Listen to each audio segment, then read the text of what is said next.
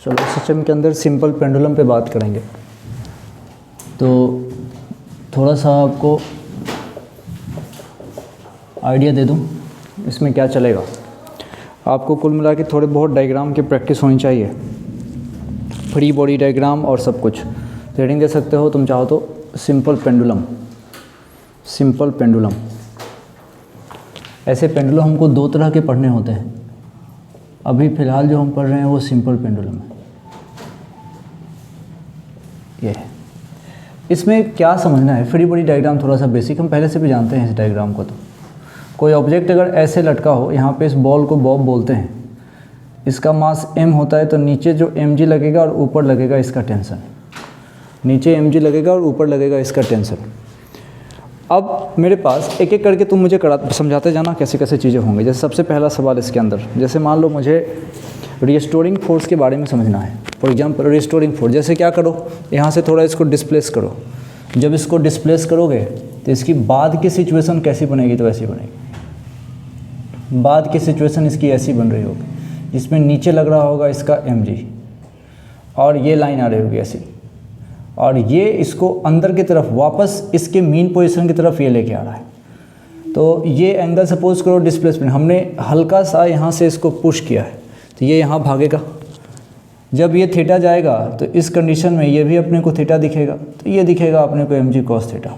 इसका कंपोनेंट इधर लेके आओगे तो ये तुमको दिख रहा होगा mg sin थीटा, इसमें कोई दिक्कत नहीं है। mg cos थीटा का तो काम फिक्स है, इसने टेंशन को बैलेंस किया होगा। तो mg cos थीटा का तो काम हमने फिक्स कर दिया, t बराबर हम लिख सकते हैं mg cos थीटा, अगर इक्विलिब्रियम कंडीशन कह रहे हैं वर्टिकली इसके अकॉर्डिंग। mg sin थीटा अभी इसको पीछे लेके आ रहा है, तो मीन पोजीशन तक, जो मीन पोजीशन के तरफ लाने के लिए जो है, मीन पोजीशन के तरफ ऐसे लिख दो, मीन पोजीशन की तरफ लाने के लिए रिस्पॉन्सिबल कौन है, तो वो रिस्पॉन्सिबल है mg sin theta. mg sin theta, mg sin theta इसको मीन पोजीशन की तरफ वापस लाने के लिए रिस्पॉन्सिबल है। इसको रिस्टोरिंग फोर्स कह सकते हो। तो जो mg sin थीटा हुआ है that can be said restoring force. बड़े आराम से इसको रिस्टोरिंग फोर्स कह सकते हैं, क्योंकि यही इसको रिस्टोर करके पीछे की तरफ ला रहा है। इसी के ऊपर यहाँ से ही पूरी की पूरी फिजिक्स यहाँ से शुरू होती है। तो अब मैं यहाँ से बात शुरू करूँगा कि एफ रिस्टोरिंग जो मेरा बन के आएगा वो आएगा mg sin थीटा। यहाँ से बात शुरू करेंगे। तो फटाफट पहले ये डायग्राम एक बार बना लो, डायग्राम बना लो।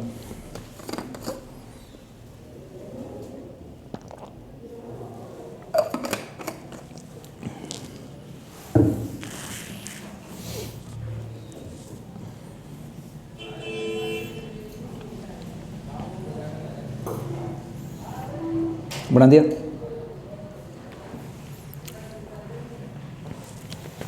चलिए, अब आप ये रिस्टोरिंग फोर्स को अगर यहाँ पे तुम साइन लिखना चाहो तो यहाँ पे आपको माइनस लगाना पड़ेगा, बिकॉज आप रिस्टोरिंग करना चाहते हैं।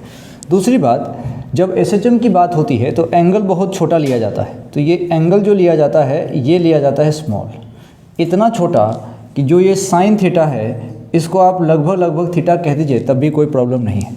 तो यहाँ से जो ये एफ रिस्टोरिंग होगा वो माइनस का mg और साइन थीटा को तुम सिंपली थीटा कह सकते हो।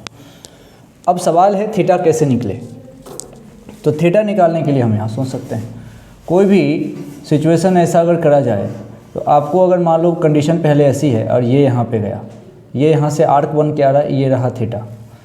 अब ज़रा सोचो, थीटा को बचपन में हमको सिखाते थे theta equals to arc upon radius, और ये जो लेंथ हमने लिया है इस रस्सी की कुछ न कुछ लंबाई होगी। तो ये रस्सी की लंबाई हमारे पास l है और इसको तुमने x डिस्टेंस आगे डिस्प्लेस कर दिया। जो रस्सी लिए हो सबकी लंबाई हमारे पास l है, जिसको x डिस्टेंस तुमने आगे डिस्प्लेस कर दिया। तो theta equals to arc upon radius, यहाँ जो आर्क तुमको बनता दिख रहा है कितना है x, और रेडियस मतलब इसकी लंबाई। तो theta can be simply said as theta equals to x by l कहा जा सकता है, कोई प्रॉब्लम नहीं है। तो तुम यहाँ पे इसको रिप्लेस कर सकते हो, एफ आर को रिप्लेस कर सकते हो माइनस का mg, और थीटा नहीं, थीटा के जगह पे सिंपली कहा जा सकता है x बाई एल। तो एक रिलेशन हम यहाँ से लेके आए, माइनस mg और साथ में x बाई एल। यहाँ तक आ जाओ फटाफट, यहाँ तक आ जाओ फटाफट। हम क्या पढ़ रहे हैं, हम पढ़ रहे हैं सिंपल पेंडुलम। सिंपल पेंडुलम का हम कंडीशन देखना चाहते हैं, एसएचएम वाली कंडीशन। SHM वाली कंडीशन में थीटा का बहुत छोटा होना बहुत कंपलसरी है, बहुत बड़े थीटे पे SHM हो नहीं सकता। जब थीटा छोटा होगा तो उस कंडीशन में ही आपने साइन थीटा को थीटा के बराबर कर दिया, तब जाके जो है बात बन जाएगी। अब यहाँ से करके देखो, कुछ न कुछ रिलेशन आएगा अच्छा सा।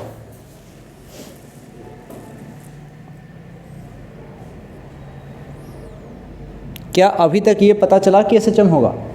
अभी तक नहीं पता चला। इक्वेशन से कंपेयर करेंगे तब पता चलेगा। अभी तक मेरे पास इक्वेशन आया हुआ है कि F restoring equals to minus का mg और साथ में तुम्हारे पास x/l। अभी तक ये बात आई। अगर तुम यहाँ तक आ गए हो और आगे अगर बढ़ना चाहते हो तो ज़रा सोचो, F रीस्टोरिंग को तुम क्या लिख सकते हो? मास इंटू एक्सेलरेशन। मास, दुनिया का कोई भी फोर्स मास इंटू एक्सेलरेशन होगा ही होगा, तो F रीस्टोरिंग भी मास इंटू एक्सेलरेशन है। And this will be minus of mg and this is x/l। m से m आप कैंसिल कर सकते हैं। Then you get x equals to minus of g and x/l। यहाँ तक हम आ गए। अब रेड पेन पे ध्यान देना। अगर मैं चाहता हूँ SHM हो, अब मैं चाहता हूँ कि क्यों ना हम इसका SHM कंडीशन सोचें। SHM कंडीशन में मैंने आपको बताया था रिलेशन। SHM होने के लिए अगर हमारे को a और x के बीच रिलेशन चाहिए तो a की वैल्यू क्या होनी चाहिए? माइनस का ओमेगा स्क्वायर x। तो इसमें हम लिख सकते हैं, इसको कंपेयर करो, a इक्वल्स टू कंपेयर करो माइनस का ओमेगा स्क्वायर इंटू x। यानी कि अब ज़रा इसको कंपेयर किया जाए तो ठीक है, ये जो x है ये ऊपर भी है नीचे भी है, तो ओमेगा स्क्वायर का काम कौन करेगा? g/l। हाँ, यानी कि यहाँ से ओमेगा स्क्वायर का काम करेगा g/l। मतलब मैं अगर ओमेगा कहीं लिखना चाहूँगा तो पूरा का पूरा अंडर रूट g/l लिखना पड़ेगा। मैं कहीं अगर ओमेगा लिखना चाहूँगा तो पूरा का पूरा अंडर रूट g/l। साथ साथ नोट करते चलो, नहीं तो ये हौच-पौच हो सकता है। ओमेगा के जगह पे हम अंडर रूट g/l बोल सकते हैं और ये है एंगुलर फ्रीक्वेंसी। अब हमने इसको SHM करा दिया, तभी उसको हमने SHM के लिए ही हमने इसको कंपेयर किया है minus of omega square x से। ये SHM की कंडीशन है। कभी भी SHM हो और एक्सलेशन और पोजीशन दे रखा हो, अगर वो सेटिस्फाई कर रहा a equals to minus of omega square और साथ में x, मतलब वहाँ SHM है। इसी तरीके से हम अब कोई भी बात कर सकते हैं। जैसे फॉर एग्जांपल यहाँ आना, पेंडुलम होगा, लोग पूछेंगे मेरे से टाइम पीरियड। दुनिया का कोई भी टाइम पीरियड हमसे पूछा जाता है 2π/ω बोलता हूँ।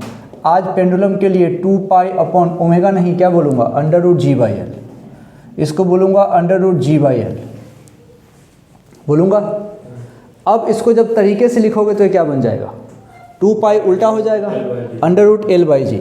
तो अगर मैं इसको मिटाऊँ और यहाँ पे इसको टाइम पीरियड को लिख दूँ तो तुमको ज़्यादा अच्छा लगना चाहिए कि कंक्लूजन क्या आया। तो कंक्लूजन ये है कि इसको अब सॉल्व करें और t की वैल्यू करें। ये तो हुआ 2π अंडर रूट, ये हुआ l, नीचे हुआ g।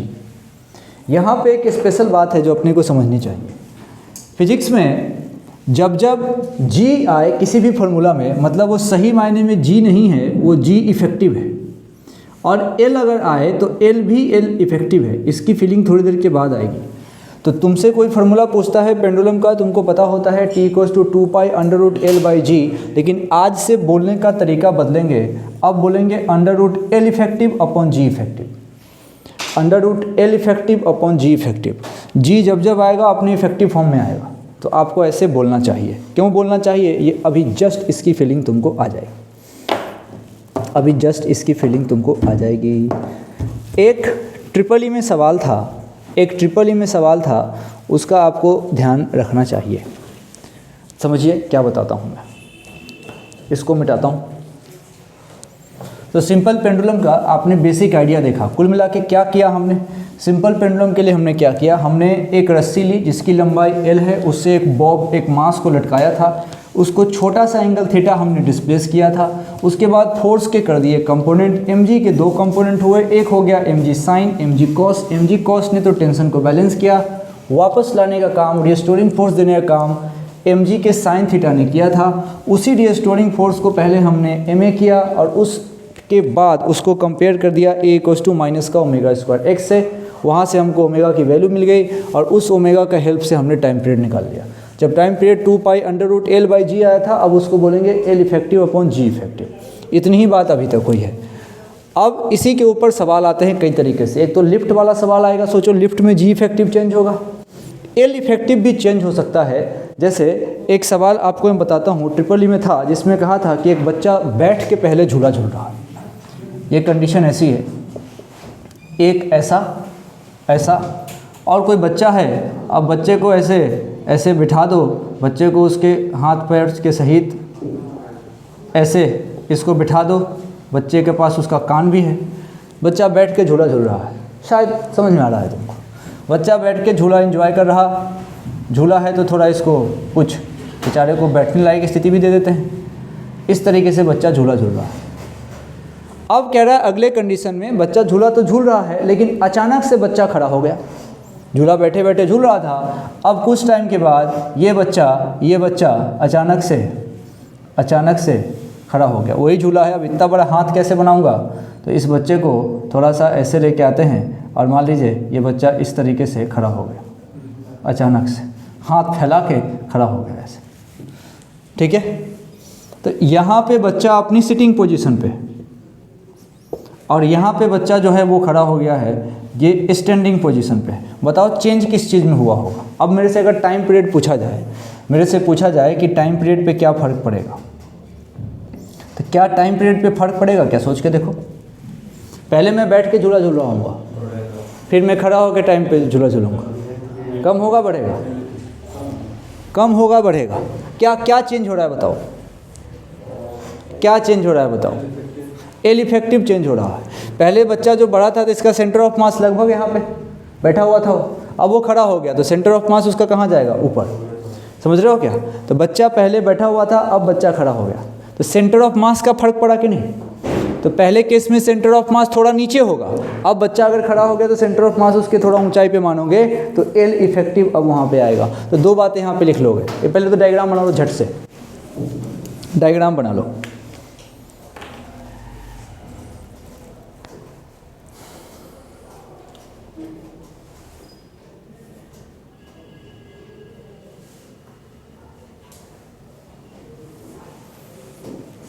डायग्राम बना लो और बस सेंटर ऑफ मास सोच लेना। पहले कंडीशन में बच्चा बैठा हुआ है, ये रहा उसका सेंटर ऑफ मास।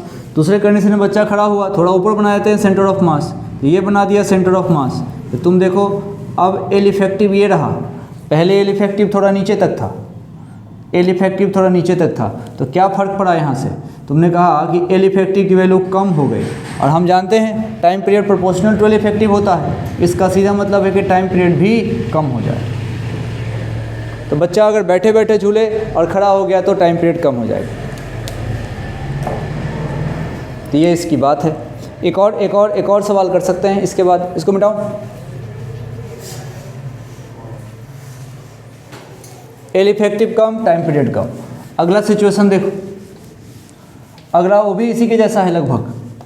जैसे मान लो कभी कहते हैं बॉब का पॉइंट मास है, और कभी कहते हैं कि एक हमने बड़ा सा बॉब ले लिया, बड़ा सा बॉब ले लिया। जैसे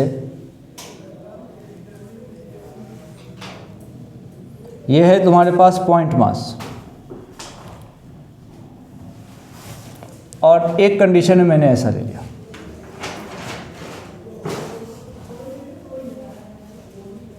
ये इस तरह का बॉब ले लिया, पहले ये है फिर ये है, बाद में ये। हमसे पूछा जा रहा है टाइम पीरियड पे क्या फ़र्क पड़ेगा, टाइम पीरियड पे क्या फ़र्क पड़ेगा। अब देखो क्या करना। अभी इस बारे में तो तुम कोई सेंटर ऑफ मास की टेंशन नहीं, तो यहाँ पे तो सेंटर ऑफ मास की कोई टेंशन नहीं, नो टेंशन। तो रस्सी की लंबाई हो जाएगी, वही एल है मेरा, वही एल इफेक्टिव है, सोचो। लेकिन जब शेप होगा तब तुम डिस्टेंस कहाँ से कहाँ मेजर करना, तब तुम सेंटर ऑफ मास सोचना, तब तुम सेंटर ऑफ मास सोचो। तो उस कंडीशन में तब तुम एल इफेक्टिव काउंट करोगे। डिस्टेंस कहाँ से कहाँ लोगे, ये तुम्हारा 0,0 है और 0,0 से इसका सेंटर ऑफ मास तक का। अगर दोनों अलग अलग आया तो अलग आंसर होगा। मैं ये कहना चाहता हूँ पॉइंट मास में तो सेंटर ऑफ मास की टेंशन ही नहीं है, लेकिन जब कोई रिजिड शेप की बॉडी इस तरीके से घुमाई जाएगी तब तुम सेंटर ऑफ मास सोचना। यहाँ सेंटर ऑफ मास सोचने की कोई दिक्कत नहीं है, क्योंकि यहाँ पे पॉइंट मास है। तो मैं बस यहाँ से ये कहना चाहता हूँ पॉइंट मास हो तब तो रस्सी की लंबाई ले लेना, लेकिन जब कोई शेप उसमें से लटकाए तब तुम उसका सेंटर ऑफ मास सोचोगे, उसके अकॉर्डिंग चेंजेस करे जाएंगे। उसके अकॉर्डिंग चेंज करे जाएंगे। इसी पे बेस्ड एक सवाल देता हूँ, इसी कॉन्सेप्ट पे बेस्ड देखो सवाल कैसे आते हैं। मिटाऊँ क्या?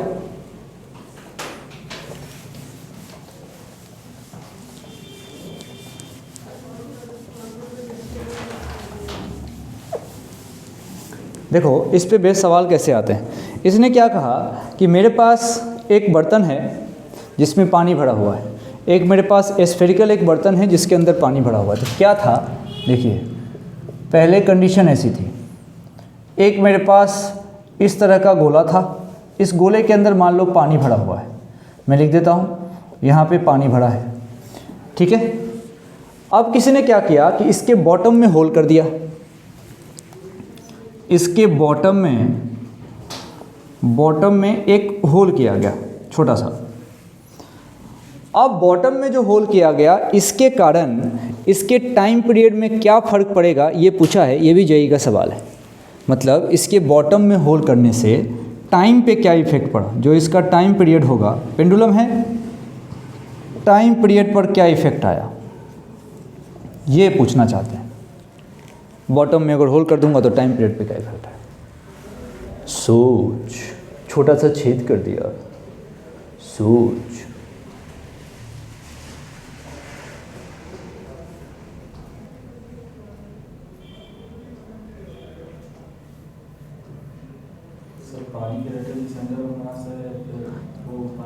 सिचुएशन बोल के मुंह से मत सोचो, कलम से सोचो। पानी है, डायग्राम बनाओ कि पानी है तो क्या सोचना है इसमें, सेंटर ऑफ मास सोचे कि नहीं सोचे, सोचे। तो सेंटर ऑफ मास के चेंज सोचो कि पानी मैंने भरा था, पानी लीक करने लगा, सेंटर ऑफ मास के क्या फ़र्क पड़ेगा।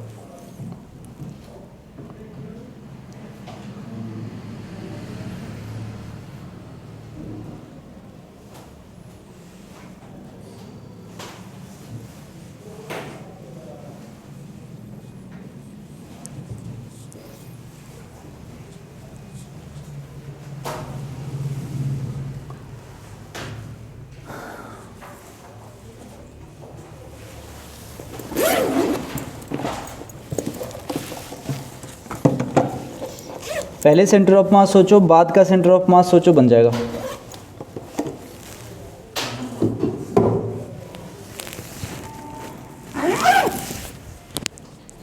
सोच के देखो।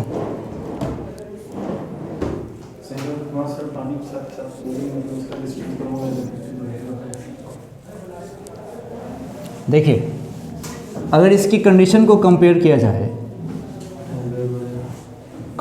जाए, देखो तो पहले सेंटर ऑफ मास कहीं यहाँ पे होगा, तो चलो इसको थोड़ा आगे बढ़ा लेते हैं। अब उसके बाद से इसमें 3 कंडीशन होगी। पहले तो पानी पूरा भरा रहेगा, ठीक है। उसके बाद से इसके अंदर कंडीशन ये होगी कि पानी का अमाउंट थोड़ा कम नहीं हो जाएगा क्या कुछ टाइम के बाद, सोचो। तो सेंटर ऑफ मास पहले यहाँ था तो क्या थोड़ा नीचे नहीं आ जाएगा क्या, है ना। तो जब सेंटर ऑफ मास नीचे आएगा तो इस कंडीशन में क्या हुआ, एल इफेक्टिव बढ़ा, और एल इफेक्टिव बढ़ने से टाइम पीरियड बढ़ता है। तो यहाँ से यहाँ तक में तो टाइम पीरियड बढ़ा है, यहाँ पे टाइम पीरियड टी था तो यहाँ से टाइम पीरियड थोड़ा बढ़ जाएगा। आगे चलो, क्या एक समय ऐसा नहीं आएगा क्या कि जब ये पूरा का पूरा खाली हो जाए, सोचो। एक समय ऐसा आएगा कि जब ये पूरा का पूरा खाली हो जाए, तो जब ये पूरा का पूरा खाली हो जाएगा तो इसका सेंटर ऑफ मास कहाँ चला जाएगा, वापस, है ना। इसका सेंटर ऑफ मास सेंटर पे वापस से चला जाएगा। अब ज़रा सोचो, इसके बाद भी कुछ हो सकता है क्या, जब खाली हो गया तो खाली हो गया, तो पहले तो बढ़ेगा। अब इस कंडीशन में देखो, यहाँ से यहाँ कंपेयर करोगे तो अब जो इसकी लंबाई है, अब इसकी लंबाई ऊपर शिफ्ट हो गई, तो लंबाई क्या हो गई, कम। तो टाइम पीरियड क्या हो गया, कम। और उसके बाद हमेशा के लिए उसी वैल्यू के साथ कांस्टेंट बना रहेगा, पहले बढ़ा फिर कम हुआ और कांस्टेंट रह गया। तो पहले अगर इसका कंक्लूजन बोले तो हम बोलेंगे पहले बढ़ा, फिर कम हुआ, फिर कम एंड कांस्टेंट। अब ये हमेशा के लिए कांस्टेंट रहेगा, पहले बढ़ा फिर कम एंड देन कांस्टेंट।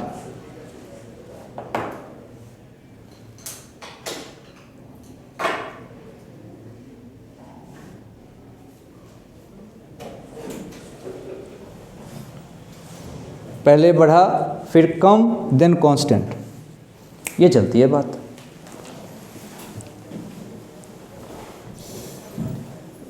मेरे ख्याल से ध्यान रह जाएगा।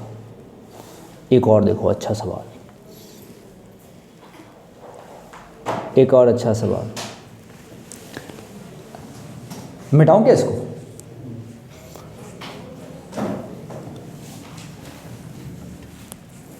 मान लो झूला है, यहाँ देखना सवाल अगला। झूला है, इस झूले पे पहले तो एक बच्चा खड़े होके झूल रहा था, एक बच्चा खड़ा होके आनंद ले रहा है झूले में। फिर कुछ देर के बाद इसने अपने दोस्त को बुलाया, उसके बाद क्या किया, इसने अपने दोस्त को बुलाया और अब इसके दोस्त के साथ ये झूला झूल रहा है, दोनों हाथ में हाथ पकड़ के मस्त इस दोस्त के साथ दोनों झूला झूल रहे हैं। बच्चे का मास 50 केजी पहले था, जिस दोस्त को बुलाया वो 60 केजी का है। टाइम पीरियड में क्या चेंज आया पूछा? No change. टाइम पीरियड में कोई चेंज नहीं आएगा, टाइम पीरियड में कोई चेंज नहीं आएगा, क्योंकि टाइम पीरियड तो मास पे डिपेंड ही नहीं कर रहा, टाइम पीरियड सिर्फ लंबाई पे डिपेंड करता है। अब देखो, अब कोई कहेगा कि नहीं उसका 50 है, उसका सेंटर ऑफ मास 60 है, तो थोड़ा बहुत ऊंचा नीचा हो जाएगा सेंटर ऑफ मास, लेकिन उतना इफेक्ट नहीं कर रहे हैं। अगर किसी को दिक्कत है तो ठीक है, कोई बात नहीं, हम इसको m भी ले सकते हैं और जिस बच्चे को लाए उसका भी m ले सकते हैं। तुम सोचो सही, एक का वजन 50, एक का वजन 60, तो सेंटर ऑफ मास को तो बीच में होना पड़ेगा। ओवरऑल लड़के की हाइट मैटर कर रही है, लड़की की हाइट मैटर कर रही है, सेंटर ऑफ मास कहाँ जाएगा? देखो सबका कंबाइन इफेक्ट लिया जाएगा इसके ऊपर, सबका कंबाइन इफेक्ट लिया जाएगा इसके ऊपर, तो मास के चेंज होने से इफेक्ट नहीं होगा, हाँ लेंथ के चेंज होने से इफेक्ट होता है। यानी कि एक बच्चा झूल रहा था और उसी तरीके से उसी पोजीशन में दूसरा बच्चा आके झूल गया तो फर्क नहीं हो रहा, सही है। कुल मिला के इन सब चीज़ों का निचोड़ बस इतना है कि अगर लंबाई चेंज हुई तभी हमारा सेंटर ऑफ मास पे इफेक्ट पड़ेगा, और जैसे ही लंबाई चेंज हुई तब एल इफेक्टिव बदलेगा और तब जाके हमारा टाइम पीरियड बदलेगा। खड़े होने से, 2 बच्चे के खड़े होने से, 3 बच्चे के खड़े होने से कोई फ़र्क नहीं पड़ रहा, कोई फ़र्क नहीं पड़ रहा। एक और बात यहाँ से पूछी जा सकती है, जैसे मान लो यही मैंने सवाल दिया है, तो जैसे मान लो इसी को समझो। पहले ये जो बॉब था, इसके अंदर मान लो ये सामान है, इसके अंदर पानी भरा हुआ था, तो पहले तो ये भरा हुआ था, उसके बाद देखो यहाँ पे तो ये पूरा खाली हो चुका है। तो अगर मैं पूछूं सिचुएशन नंबर 1 और सिचुएशन नंबर 3, तुमसे पूछूं कि T1 और T3 में कौन ज़्यादा होगा टाइम पीरियड के हिसाब से, बताओ। T1 ये सिचुएशन है जब पानी इसमें भरा है, इसमें पूरा का पूरा पानी तुमने भरा है और इसमें कोई पानी नहीं, खाली है, तो T1 और T सेम रहेगा, क्योंकि ये हॉलो हो, सॉलिड हो, पानी भरा हो, खाली हो, फर्क नहीं पड़ता, एल इफेक्टिव मैटर करता है, तो T1 T3 सेम रहेगा। तो अगर कहीं क्वेश्चन में हॉलो स्फीयर रहे या फिर सॉलिड स्फीयर रहे, वो किसी भी शेप का रहे, उसके सेंटर ऑफ मास की पोजीशन को देखो, हमारा फोकस सिर्फ और सिर्फ एल इफेक्टिव पे ध्यान देने का है। और रही बात जी इफेक्टिव का, तो ठीक है, अब जी इफेक्टिव बदलेगा तो बदलेगा। अब देखो जी इफेक्टिव कब बदल सकता है? एल इफेक्टिव पे तो हमने खूब सारी बात कर ली। जी इफेक्टिव बदल सकता है जब अपन लिफ्ट में जाएं, लिफ्ट को ऊंचा नीचा करें, उसके अकॉर्डिंग जो हमारा जी इफेक्टिव है वो चेंज होगा। तो कुछ सवाल लिफ्ट वाले पे जो है वो कर लेते हैं। तो हेडिंग दो simple pendulum inside lift, simple pendulum inside lift, lift के अंदर simple pendulum, simple pendulum inside lift.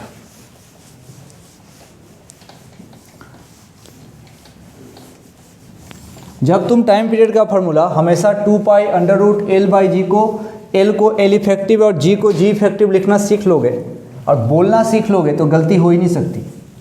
हमको तो NLM से याद है कि लिफ्ट हमारा ऊपर जाता है तो इफेक्टिव एक्सेलेरेशन क्या होता है? G+a, और नीचे आता है तो G-a। और मान लो कि कांस्टेंट वेलोसिटी से लिफ्ट चले तो G इफेक्टिव G रह जाएगा, क्योंकि ए वहाँ 0 है। लेकिन मान लो मेरे लिफ्ट को किसी ने फ्री फॉल करा दिया, लिफ्ट की रस्सी काट दी, तो एक तो नीचे आ रहा था, नीचे आता है तो g माइनस ए, और रस्सी काट दी तो a बन जाएगा g, मतलब g इफेक्टिव हो जाएगा 0। और जब जब g इफेक्टिव 0 होगा time period infinite. Infinite time period का मतलब यहाँ पे कुछ नहीं हो रहा है, कुछ नहीं हो रहा। बॉडी में SHM वाली कंडीशन ही खत्म है। इन्फानाइट टाइम पीरियड क्या मतलब हुआ? टाइम पीरियड क्या होता है? गया आया गया आया, ऐसा होना चाहिए ना। टाइम पीरियड इन्फानाइट है, गया गया ही है, कुछ नहीं है ऐसा। समझ रहे हो कि SHM खत्म। अच्छा, अब तो एक एक करके तुम उस बात को कर दो। पहले केस में लिफ्ट को ऊपर ले जाओ, खुद से कर लो इसको। पहले केस में लिफ्ट को ऊपर ले जाओ, फिर लिफ्ट को नीचे ले आओ, और फटाफट फटाफट इसके टाइम पीरियड की वैल्यू लिख दो। टाइम पीरियड की वैल्यू लिख दो।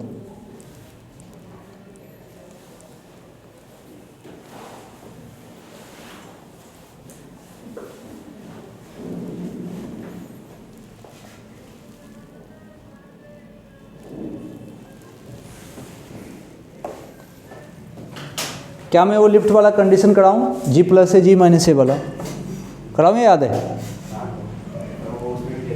NLM में क्या है? हम वो कैसे याद रख सकते हो? देखो, हाँ, उसको नॉर्मल से याद रखना आसान लगता है। मान लो कोई आदमी यहाँ है, नीचे उसका mg लगेगा, ऊपर उसका नॉर्मल लगेगा, और ये लिफ्ट के अंदर खड़ा है, और लिफ्ट के एक्सलेशन को ही हमने ऊपर मान लिया a। तो मुझे इसका इक्वेशन अगर लिखना है तो मैं देखूंगा कि भाई मुझे तो लिखना है नेट फोर्स बराबर mass into acceleration. Net force मतलब पक्का n ज़्यादा होना होगा, ऊपर जा रहा है तो n में से mg घटाऊंगा तब बनेगा मास इनटू एक्सेलरेशन। n बराबर करूंगा तो m के साथ आ गया है g प्लस ए। n एक फोर्स है, इसको मैं ma लिखूंगा, m से m कैंसिल हो जाएगा।